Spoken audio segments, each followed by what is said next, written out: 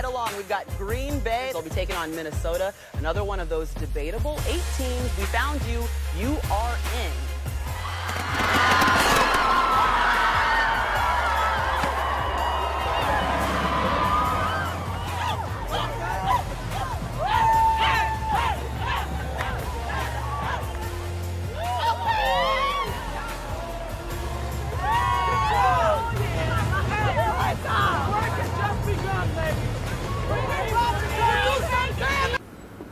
It's Monday at noon, which means it's time for Ski-U-Mah Weekly here on the Minnesota Sports Facebook page. I'm Justin Gaard from KFAN Radio and the Gopher Radio Network. Thanks as always to the Minnesota Lottery for providing the show this afternoon. And we have a fun one, if not a red-eye one or a tired one, because if you've been staying up basically all weekend watching tournament games, including the Gopher women's basketball team last night in Oregon, you know there hasn't been a lot of sleep. And along those lines, our first guest today is Julie Manning. She's senior women's administrator and was on that flight back from Oregon last night as the Gopher season comes to a close. Julie, first of all, thanks for joining us on kind of short notice or short time, short sleep for sure. Yeah, well, it's my pleasure. And anytime I get an opportunity to talk about our women's basketball program, I'm going to certainly be there. So thanks for having me this morning. Let's talk about the season, which obviously was terrific. And I want to talk about a few specifics during the year, but just the NCAA tournament trip in general. You find out last Monday night that you're going out to Oregon. You've got a lot of things to organize and do in short order. What was the experience like as you went out there last week and finished up yesterday? Well, it was just phenomenal, and I think building up to it, as you mentioned, the selection show, maybe all of us were a little bit on edge. The NCAA had revealed that there were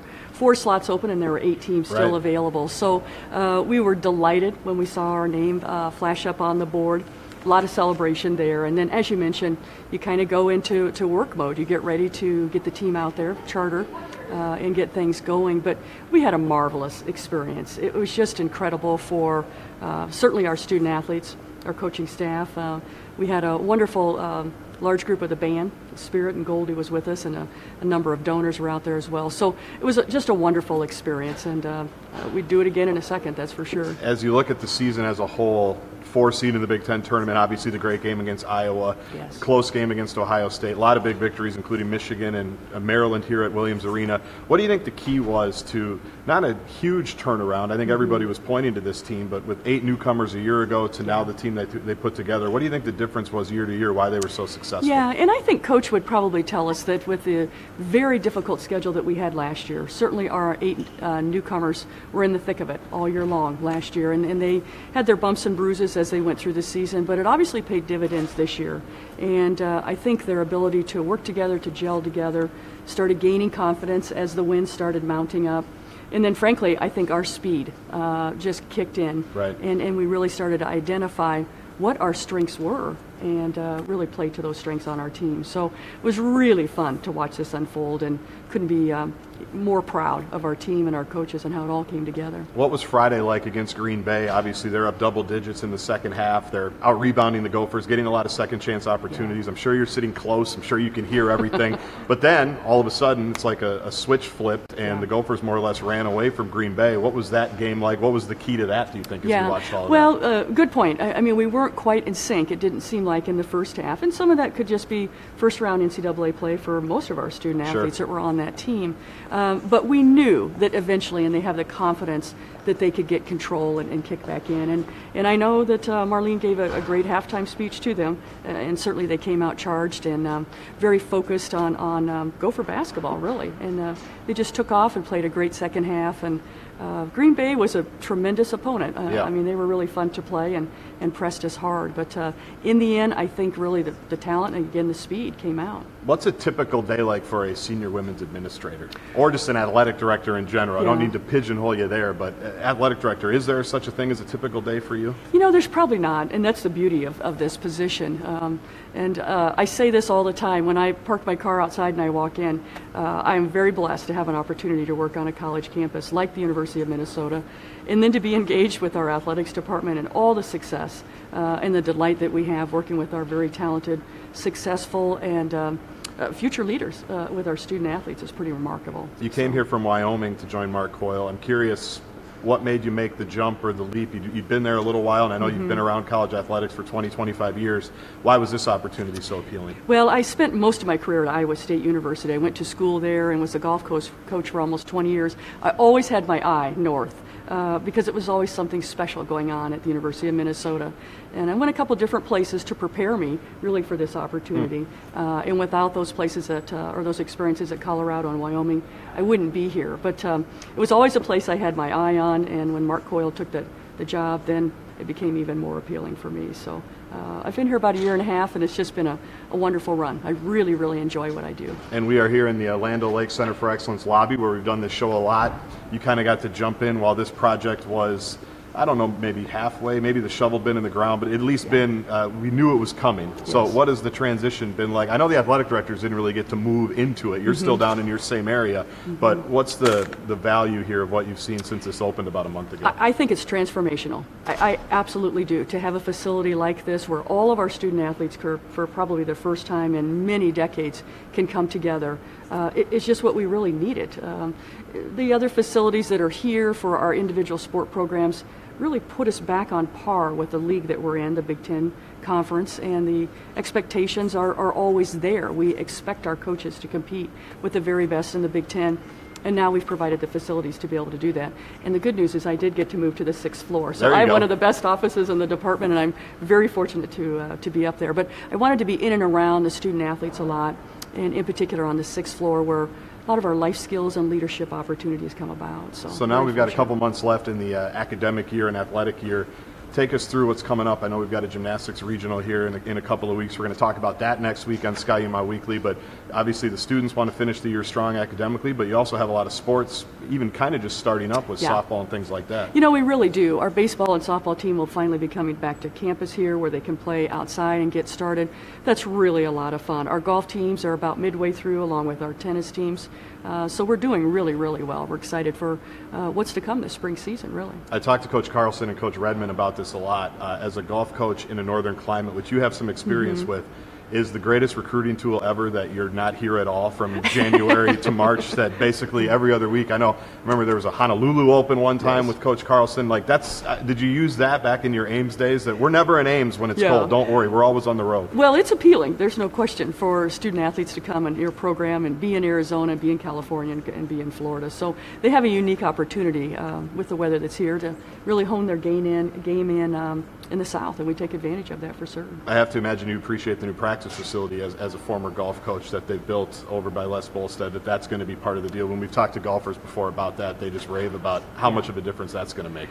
It really does. When you have it on your campus and it's just minutes away from where our student athletes live, again, just that opportunity for those student athletes to come together in their home, it again will be transformational for our golf program. That will pay tremendous dividends and to the performance and, again, what we can expect from them in the future. Let's take a quick question from Stefan, who's a frequent questioner here on Ski-U-Mah Weekly. Appreciate the loyalty, Stefan. For Julie Manning, wants to kind of know what the future's looking like for Gopher women's basketball. How you feel? Obviously, they've got some underclassmen. Destiny Pitts is going to have a great career. We know Kenesha Bell and all that. How do you feel like it's going moving forward? Well, no question. We will miss the 3 seniors that will be departing our program. They have left just a tremendous legacy, something to be extremely proud of.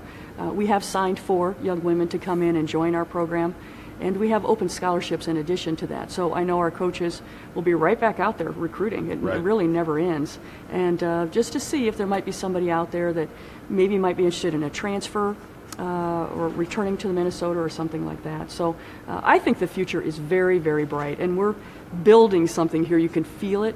It's very special. We picked up a lot of season ticket holders, a lot of fans got on board, and that's kind of where it starts. It really starts to develop some momentum, and very bright future, I think. Last one for me. Tiger Woods had another top 5 finish this past weekend. I need your golf coach expertise. Favorite going into the Masters? Favorite going into Augusta? Just good to have him back, right? Oh, it's so good for golf to have him back. But I really like how Rory's playing. Playing great. That's the other story of the weekend. You're right. It sure was. So it's going to be a great Masters to watch. You don't want to miss that weekend, that's for sure. So it'll be fun. All right, I got the golf question in there. Well, Julie Manning, thanks for joining us. Hopefully we'll catch up again on Ski-U-Mah Weekly. Thank you very much. Thanks for having me. She landed about 5:30, made it on time for the show at noon. That's how we go here in the Athletes Village. We're going to talk Gopher alumni and University of Minnesota Alumni Association when we come back right here on the Minnesota Sports Facebook page.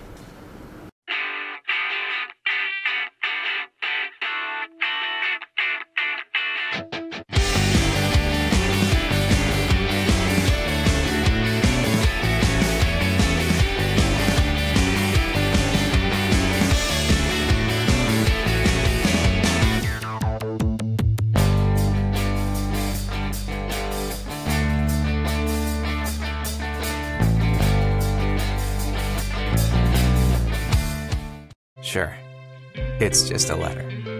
And you never really thought much about it. On a wall, on a backpack, in the sky. And maybe you even helped make one. Somewhere along the journey, it became a part of you. Across a stadium or across an ocean. That one letter still brings us together. No matter where your journey has taken you, no matter how long it's been, you never lose the M.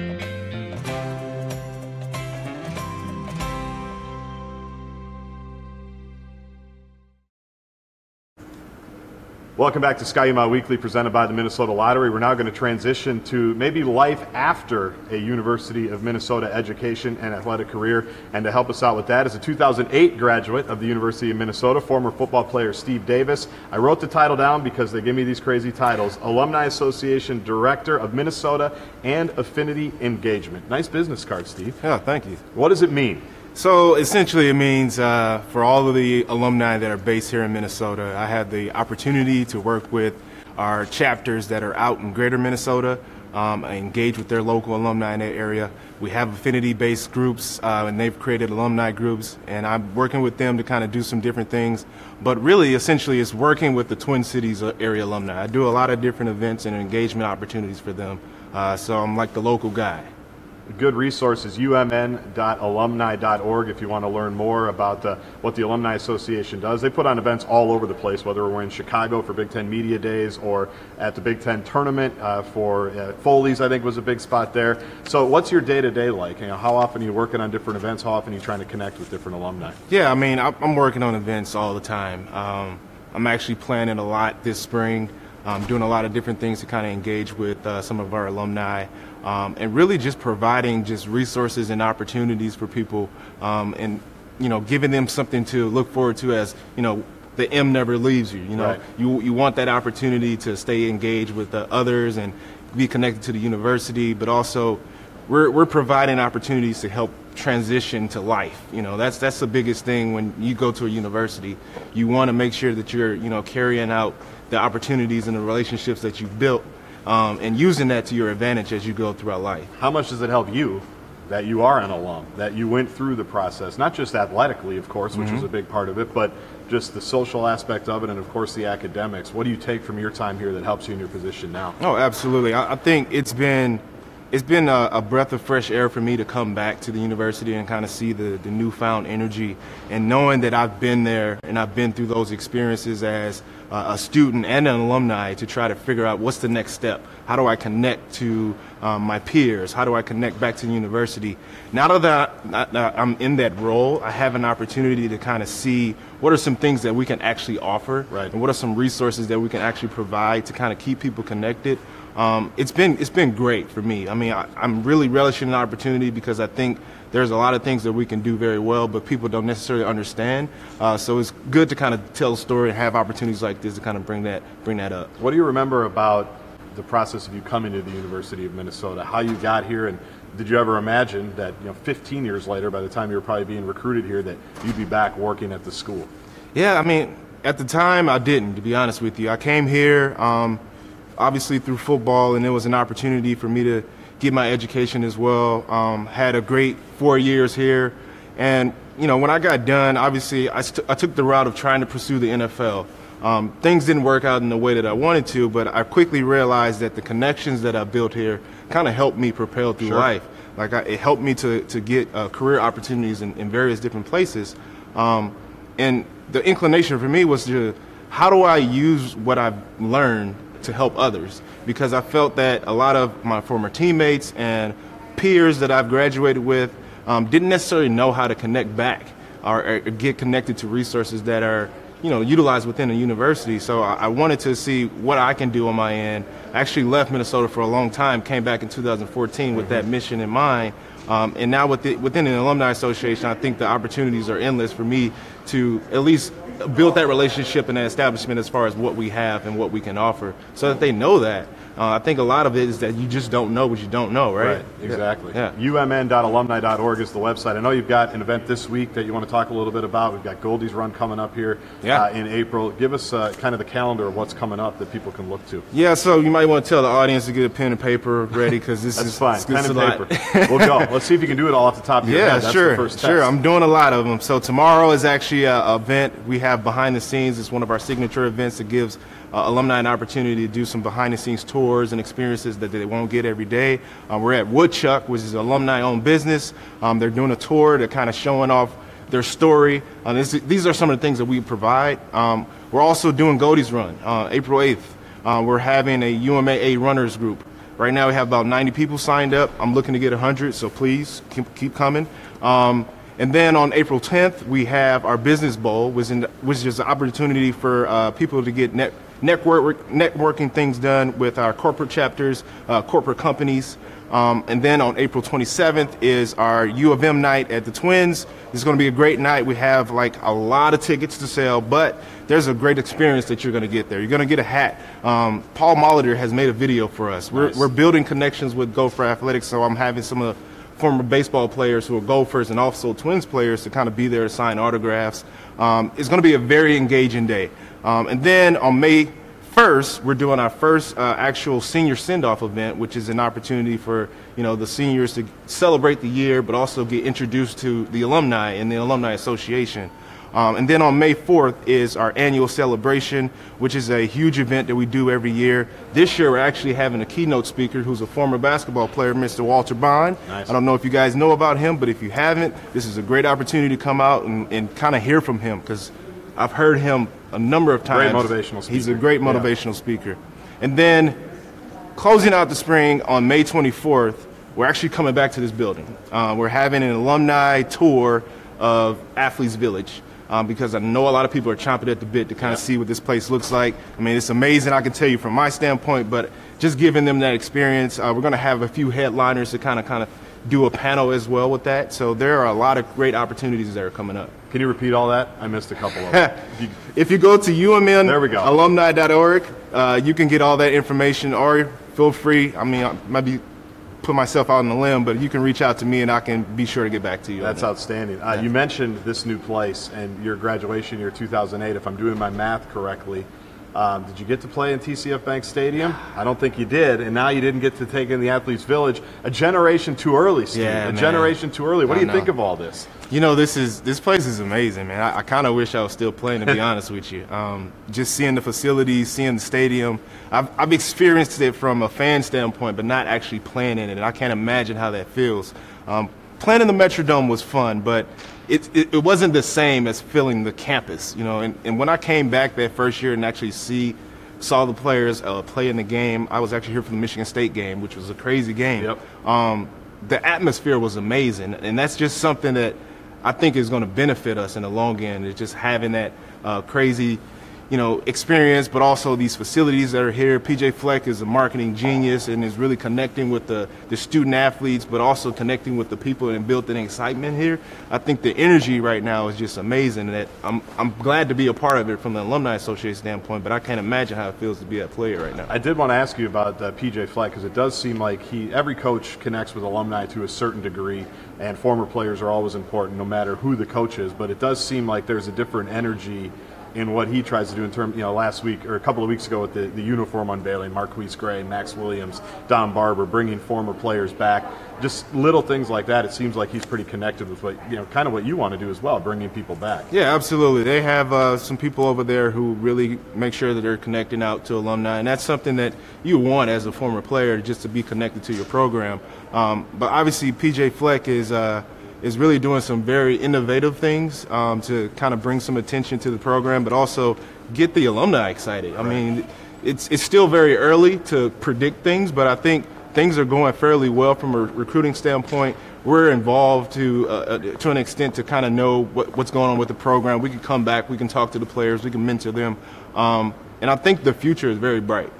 We appreciate you joining us. Good luck with all those events. You got to get back to work. There's a lot of things you got to work, including the event tomorrow. But UMN.alumni.org for info on all of that. Twins games, Goldies runs, all kind of events for any alumni out there that want to be connected. Steve Davis is your guy, and we thank you for joining us, Steve. Well, thank you. Thank you for having me. That does it for Ski-U-Mah Weekly this week. Thanks to Stefan. He's our question of the week. He will win a Minnesota Lottery prize pack. We thank them for their support all season long, and we'll be back next week, Monday at noon, right here on the Minnesota Sports Facebook page.